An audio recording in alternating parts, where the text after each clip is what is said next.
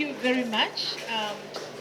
First of all, I would like to thank the school administration of Our Lady of Africa for giving us this opportunity to have this conversation. I would like to thank Team Amito, the director Team Amito Foundation, for organizing this, for taking the initiative for this mentorship program. I would like to thank the alumni of Our Lady of Africa for working together to ensure that we are able to have this mentorship session.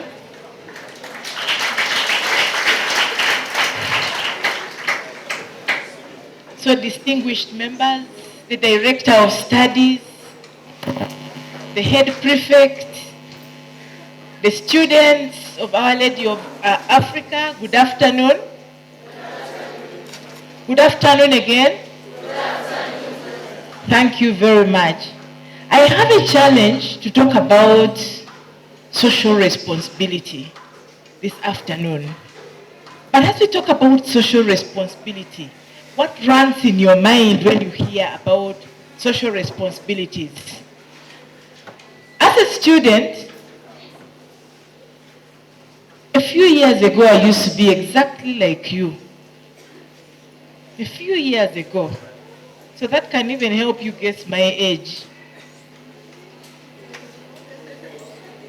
So as I stand before you to talk about this interesting topic, that is really pertinent to our academic journey, but it is also crucial for the transformation, for your own transformation in the professional world. That is civic engagement. It is about social responsibility. We have a program with UBC, and it's called Your Space. In that program, we engage with the young people about our national values and their responsibility in the fight against corruption. So when we talk about social responsibility this afternoon, I would like to ask, what is your responsibility in the fight against corruption? Civic engagement basically depends on the perspective and the interests of whoever is participating in civic engagement. It is about having a heart to cause change in the environment you live in. I'll ask you a few questions before I even go through my paper. What is it that would make you stand out? Because I'm looking at you, you're over 50, 500, maybe 1,000. But what is it that would make you stand out and come out as an excellent performer?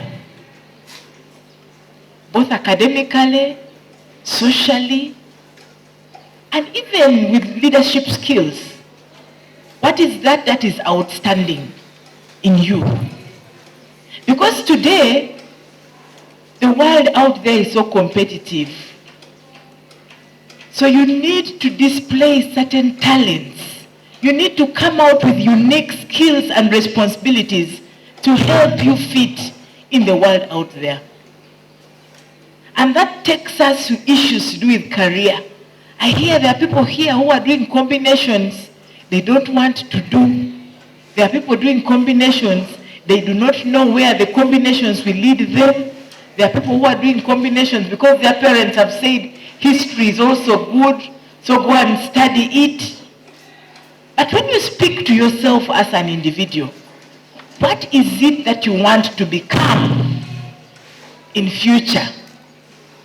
Would you like to become a doctor like me? Would you like to become a lawyer like me? Would you like to be a musician?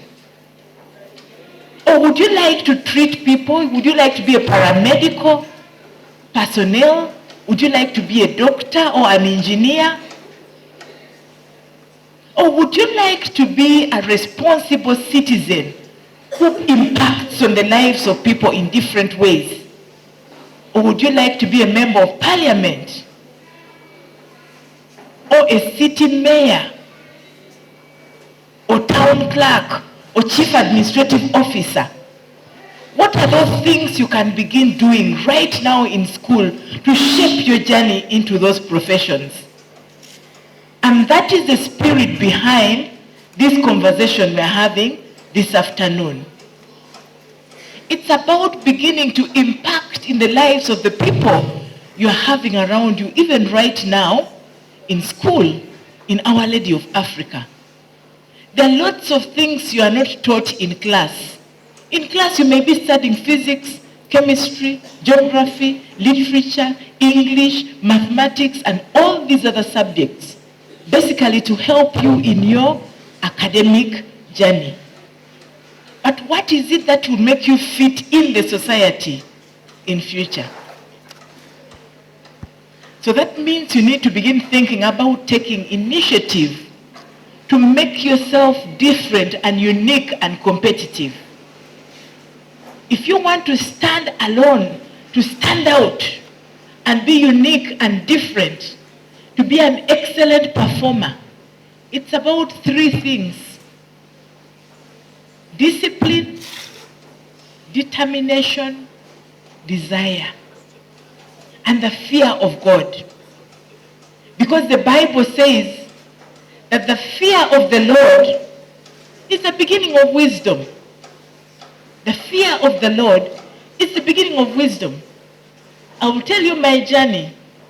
A few years ago, when I went to Senior 1, it was in 1989. I don't know whether I have any age mates here.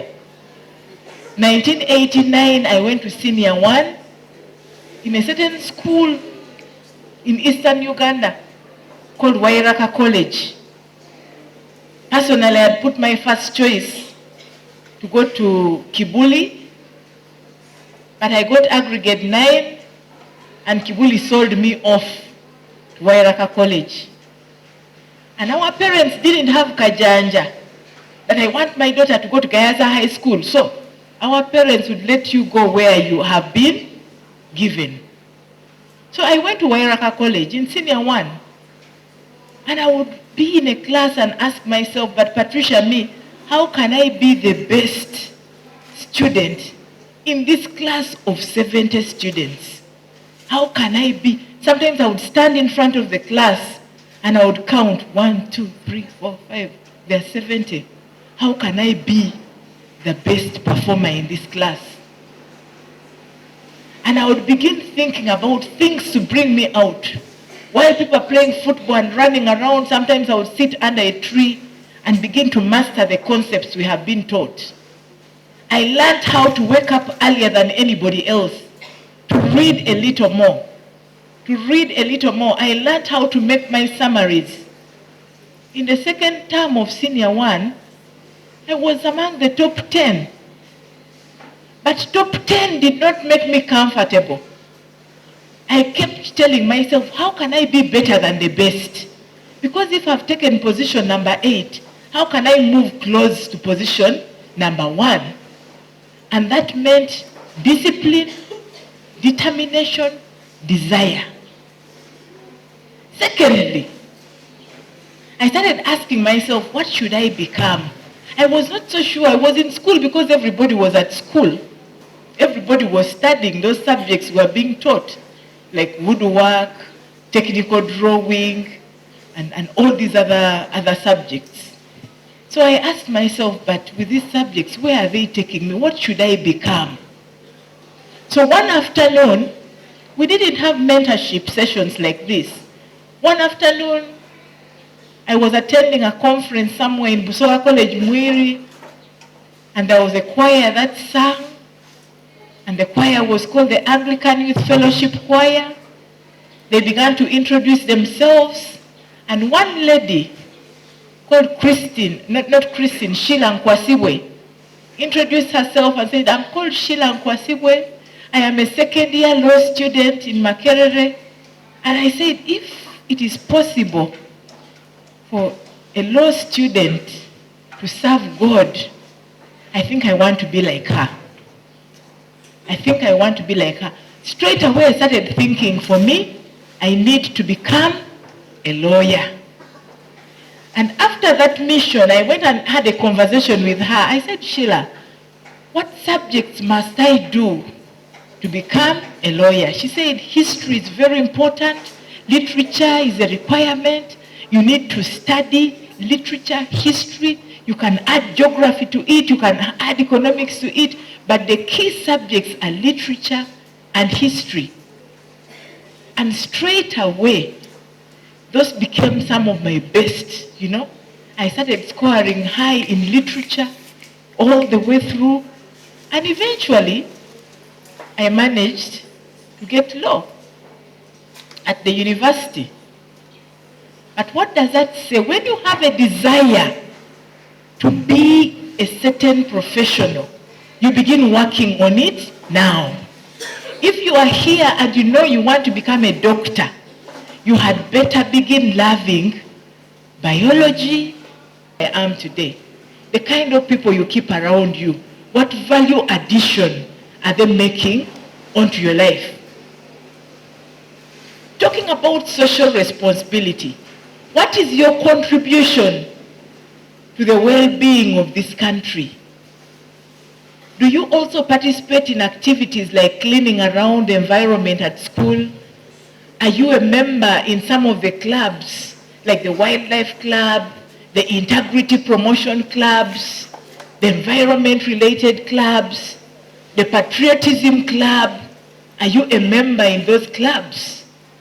Because it's important for leadership training. If you're a member in the club, then remember that you're getting some additional skills which will make you responsible in future. For me here, they've told you that I'm a lawyer by profession, but I'm also a musician. And I sing alto. Would you like me to sample for you a song? Yes. I knew that was coming. Well, I think we will sample later because now I'm getting a bit shy. And I might lose some of the points I wanted to make here this afternoon. But I was talking about your involvement in extracurricular activities at school because it helps sharpen your brain as well.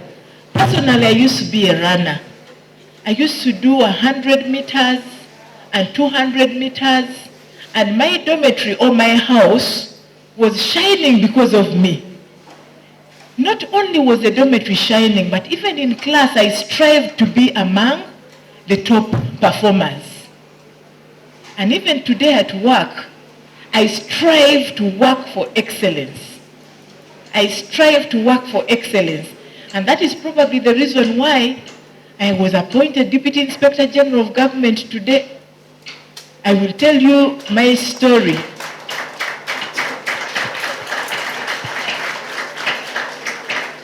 Remember I said Proverbs 9:10, the fear of the Lord is the beginning of wisdom. When you have the fear of the Lord, you begin to do those things which would glorify the name of the Lord. And those are things to do with the Christian values and principles. Today I look at the national values and principles resonating with what we have in terms of the Christian values and principles. We have national values like integrity. A person of integrity does not do things in a very unusual manner. A person of integrity lives for truthfulness. A person of integrity demonstrates leadership by example. A person of integrity walks the talk. Integrity is the bedrock of somebody's character. A person of integrity does not steal another person's pencil or rubber or grab in the dormitory. Are you allowed to keep some grab in the dormitory with you? Yes, a person of integrity does not steal from another person. A person of integrity is the person who is truthful, who respects the other or respects himself as well. So as students, I encourage you to stick to the values, the Christian values and principles, because those are the values where we begin to unpack what we are calling our national values. Because I was saying social responsibility is actually part of our national values. When we talk about social responsibility, it's about service to the community. What is it that you do to have impact out there? It begins with you in your class. Are you able to help a friend with a pen when his pen has stopped working in the middle of a lesson? Are you able to share notes and ideas? What proactive measures do you have to make yourself a better person? If you have understood the subject well, or if you have read ahead of your teacher, are you able to stand in front of the class and explain? Can you come out and say, this is the life cycle of a butterfly? Or this is the life cycle of a housefly? Or this is how the human heart performs. It pumps blood from here, gets oxygen from here, saturates it in this way. This is the left ventricle and the right ventricle. Are you able to make a presentation and explain that? Now some of you must be wondering, what is the lawyer doing about knowledge about the heart? All of us have hearts. And it is impossible, it is possible for us all, it is very important for us all to have that general knowledge. That's why when the experts were talking about first aid here, we are supposed to be all-round people. What are you doing to widen your knowledge base? Must you only be an expert in history? Must you only be an expert in one subject? You need to be an all-round person. Talking about social responsibility and leadership, it begins from class again. How many are you who can volunteer to be the class prefect, for instance? Class prefect. I have seen 3 hands up. I have noted over times that there are people who, when a teacher asks a question, they know the answer, but deliberately they don't want to put up their hands. 1, because they're possibly shy. 2, because their self-esteem, they think. 3, because they think someone else should be, they want to give the answer. But you build that self-confidence by speaking out. That is how you are able to learn to do public speaking.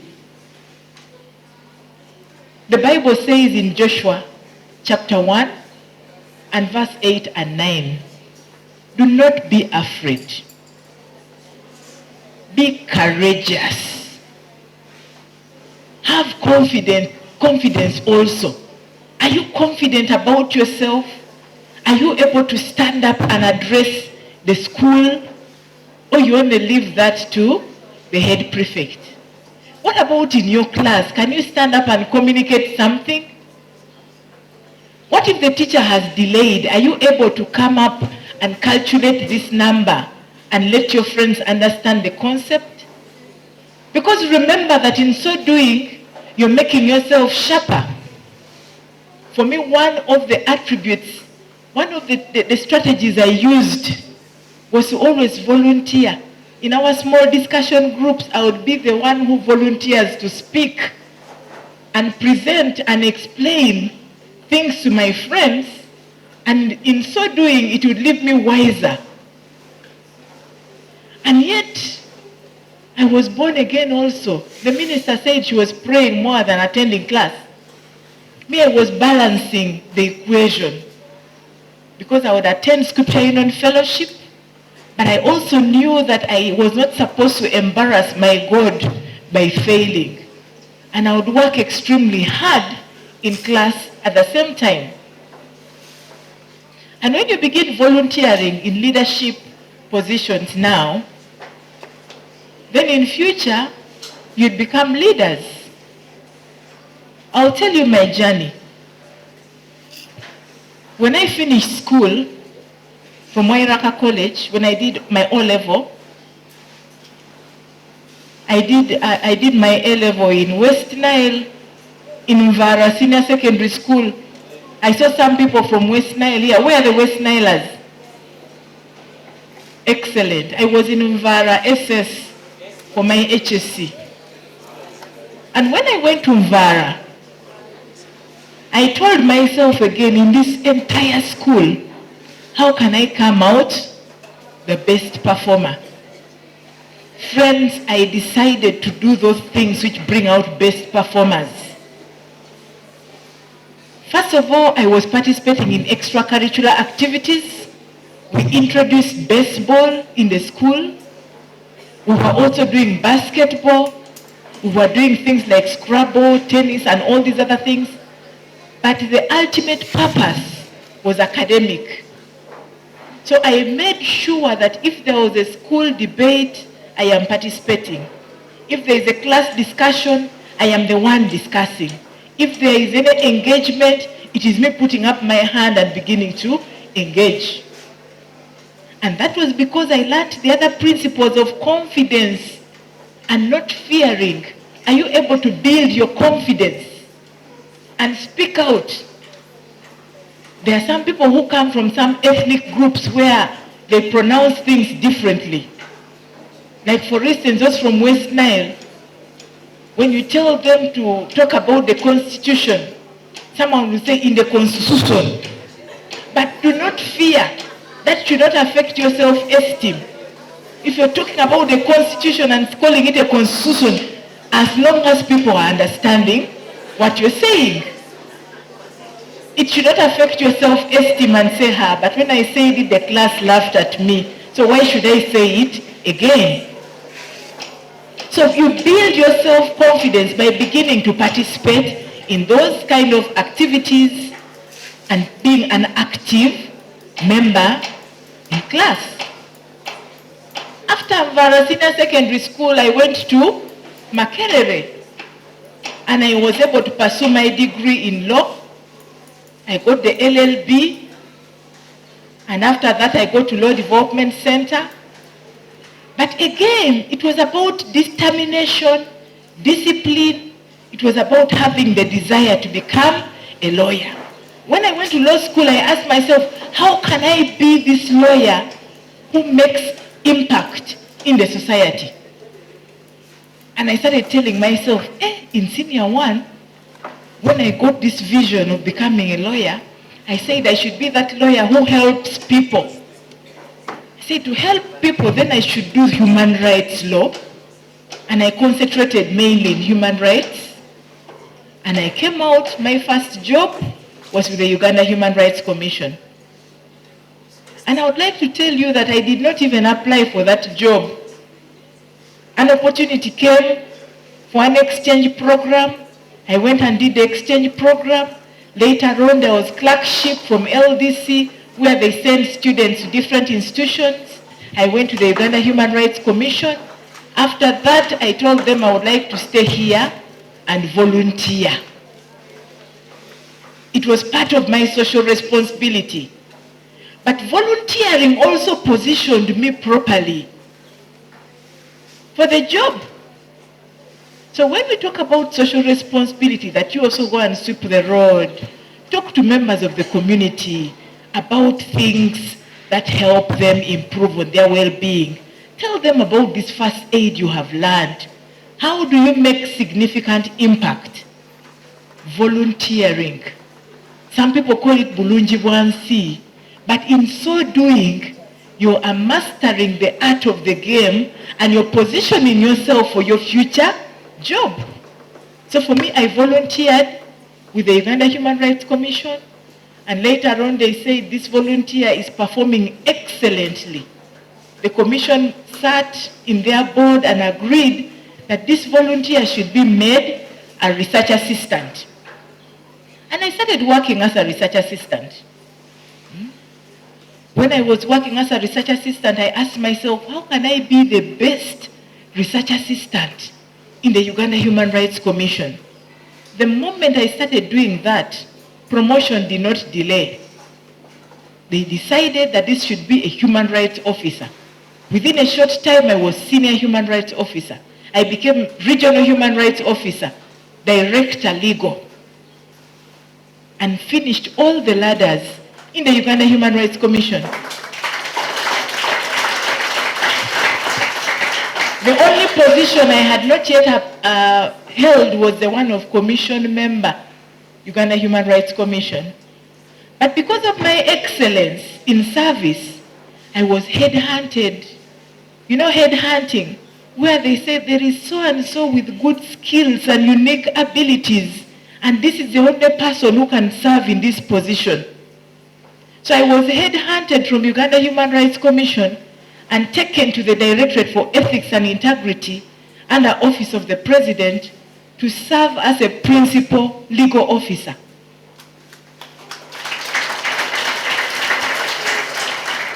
So when I got there, I thanked God. I prayed to God and asked him, how can I, Patricia, simple as I am, be the best principal legal officer this institution has ever had? Still, discipline, determination, desire, hard work. Hard work. So I started working the extra mile, and I wrote the best legal opinions, best policy papers, best laws, drafted the best policies for the institution. Friends, I did not last long as a principal legal officer. Promotion came and I became Director Legal Services. Now, for somebody to be a Director Legal Services in the government of Uganda, it is a very big position. Because as a director, they give you as a driver and a car, they pick you from home and take you to office. But I did not last in that position as director. Because of excellence, performance, and hard work, again I was headhunted and taken away from that ministry and taken to Ministry of Works and Transport. They said the expert we have is in the other Directorate for Ethics and Integrity. That is the person who can be our policy and legal advisor. So again I left and went to the Ministry of Works and Transport, where I served as policy and legal advisor. I participated in the revival of the national airline. I set up the standard gauge. I drafted road policies like the road tolling policy and so many things. And thereafter, I had a rumor that had been appointed by His Excellency the President to serve in the Uganda Human Rights Commission. Remember the position that required presidential appointment. So later on, I then had to organize and hand over and go to the Human Rights Commission. And in 2 years' time, while I was in the Human Rights Commission, I asked myself again, how can I be the best commissioner? And I began doing those things. Hard work, discipline, determination, desire, the fear of the Lord.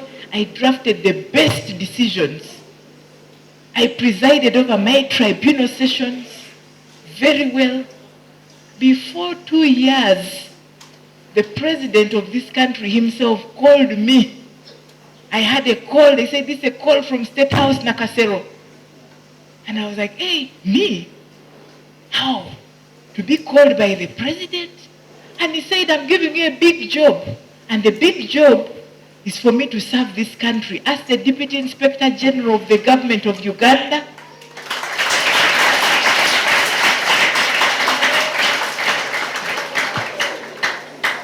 Friends, when you work hard with the fear of the Lord, the God we serve is very amazing. He has got the ability to help you excel in a class. He has the ability to make you different. He has the ability to bring out the unique characters and qualities in you to make you stand out. But remember, discipline, determination, hard work, the fear of the Lord. Because the Bible is extremely clear. Proverbs 9:10. The fear of the Lord is the beginning of wisdom. But remember, God also likes hard workers. In the Bible, we had people who worked very hard and God rewarded them. God rewarded them extremely. So I am telling you this story not because of swag or because I want to pose around, but I want to inspire you into this hard work.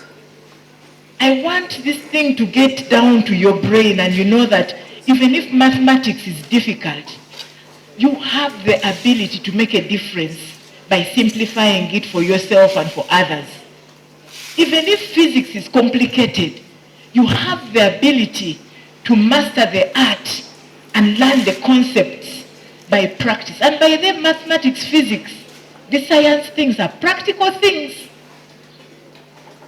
If you are to be a scientist, I believe that every day you have mathematics in your timetable for daily practice. Some people here say, the teacher is bad. How? A teacher who is supposed to be imparting knowledge on you? It is a high time you made those teachers your friends. Where you do not understand, run to the teacher and say, but I don't understand this concept. I don't understand this part. Ask questions and you will be helped. Because remember, your parents have made an investment in you to study and come out responsible citizens. Going back to our topic, social responsibility. Through my journey, I told you I'm a musician also. I was reading and working, but also serving God through music and evangelism. Because I told myself, if God is able to make me excel, then who am I not to serve him? That is why today, if I'm called to Our Lady of Africa to speak to you, I do not shy away from coming to talk to you about the goodness of God and the significance of hard work.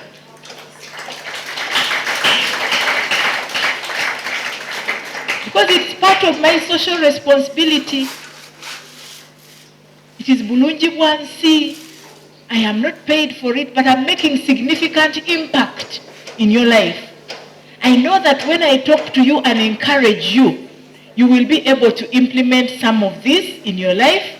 You will be able to encourage others, and many people will get to know about these significant tips of hard work, of discipline, of determination, of the fear of the Lord.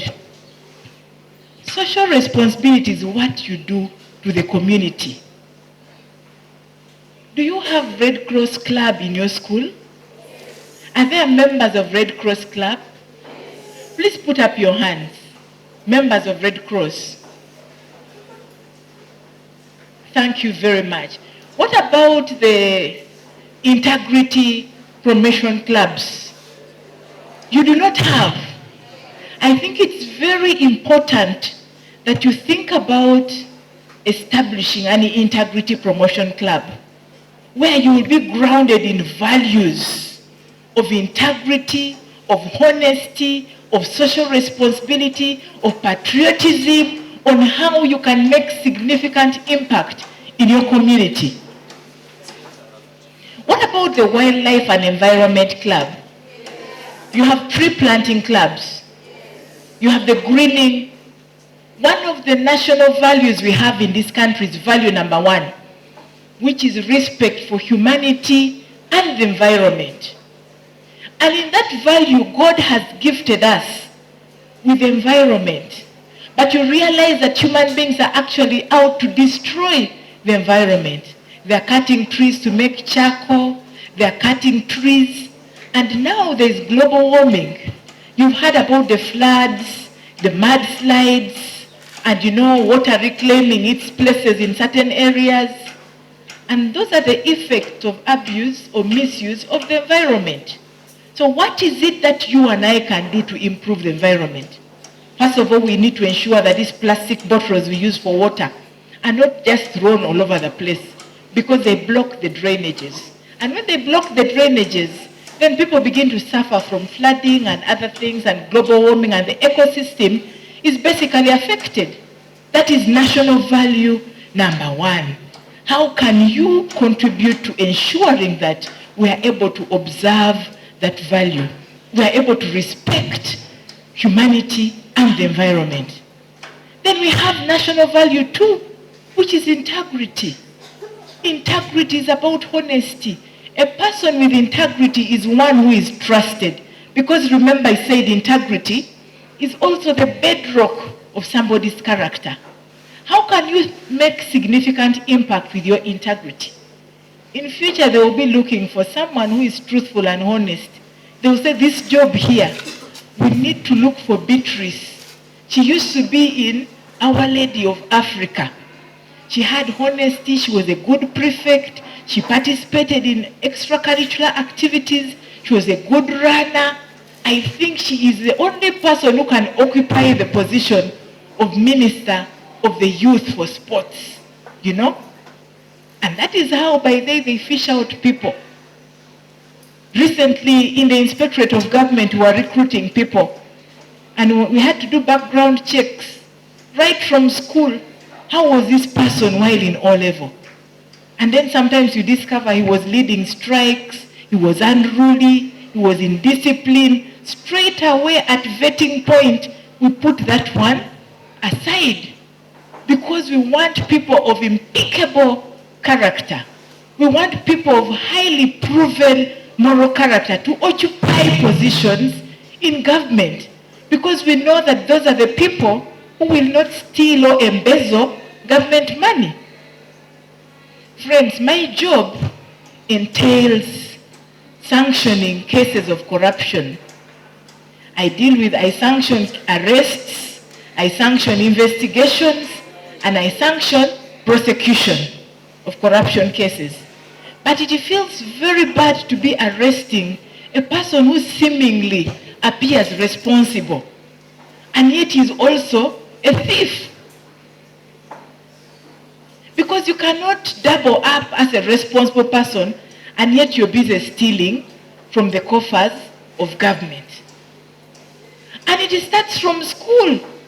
Someone may steal your rubber now, and many years down the road, that is the person stealing billions of shillings of government money. So it is very important for us to think about social responsibility and embrace these values. Embrace these values, implement them in your lives, and it will make a difference in your life wherever you go. A person of integrity is one who can eat with a fork and a knife even when nobody is watching. A person of integrity trusts himself. You don't have to be watched. When people are looking for jobs, they say, I am able to work with minimum supervision, meaning that he can supervise himself. So when you have integrity, you stand for truthfulness, you stand for honesty, you're a down-to-earth person. I know of people who are in school for different reasons. Because their parents have sent them, they want them to become engineers or doctors. But you need this mentorship. You need someone to walk with you this journey. You need an engineer to come and speak to your life. Just like today, I know if I asked how many want to be lawyers. Okay, how many want to be lawyers here? A bit disappointing. When I went to my former school and I addressed the school in Uvara, in Arua district, the entire school wanted to be lawyers. The entire school. And I left very comfortable thinking, I think I've made a significant impact in the life of somebody out there. So friends, I think I've talked a lot, but I would like to encourage you. I would like to encourage you this afternoon to inculcate some of these values in your lives in order to make a difference in the lives of others. And you only make a difference in the lives of others through the social responsibility we're talking about.